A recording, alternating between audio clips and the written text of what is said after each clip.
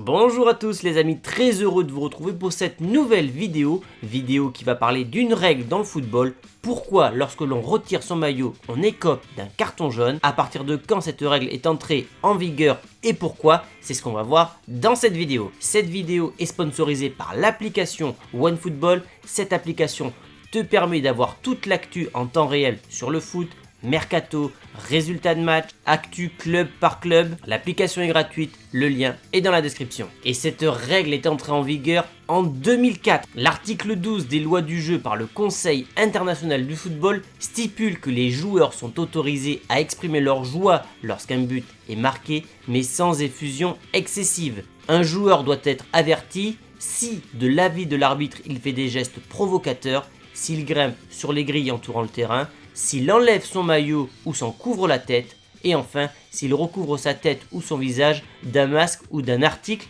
analogue. Mais pourquoi cette célébration du maillot est-elle officiellement proscrite, plus que par exemple la célébration de la danse de la pluie, du bébé ou du poteau de corner? Il y a un carton jaune là. Avec deux coups.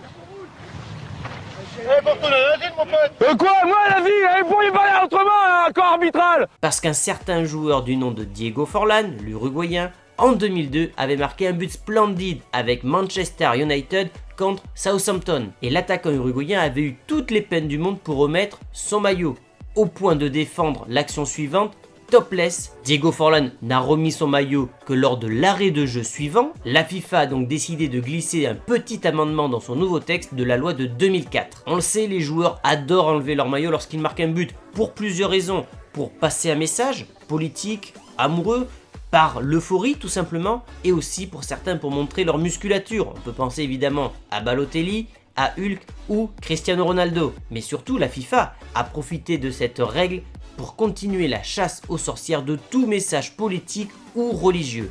Et certains joueurs avaient pris des cartons jaunes pour des messages qu'ils avaient fait passer lors d'une célébration de but. Didier Drogba et son t-shirt Thank You Madiba en l'honneur de Nelson Mandela.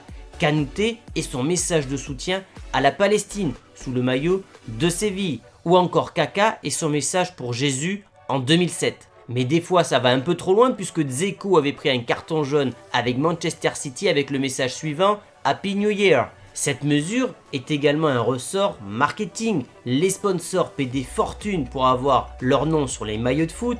On les voit en zoom lorsque les joueurs marquent un but, alors si ces derniers les retirent, les marques n'en ressortent pas gagnantes. L'objectif est que l'on voit leur marque le plus possible. Et donc si un joueur est topless lors d'une célébration de but, il y aura un manque à gagner pour les sponsors. Donc évidemment que le cas économique intervient également pour cette loi. La FIFA n'a jamais officialisé cet argument marketing, mais il est clair que les sponsors ont largement apprécier la règle. Mais ça n'empêche pas de temps en temps certains joueurs de faire cette célébration. On peut penser à Cristiano Ronaldo contre le Barça qui en faisant cette célébration a été exclu en suivant puisqu'il avait déjà pris un carton jaune auparavant. Voilà les amis pour cette mini vidéo qui explique pourquoi désormais il est interdit d'enlever son maillot de foot lors d'une célébration. Si vous avez apprécié, n'hésitez pas à lâcher un maximum de pouces bleus, à vous abonner si ce n'est pas encore fait et on se retrouve dès demain pour une nouvelle vidéo. Ciao les amis!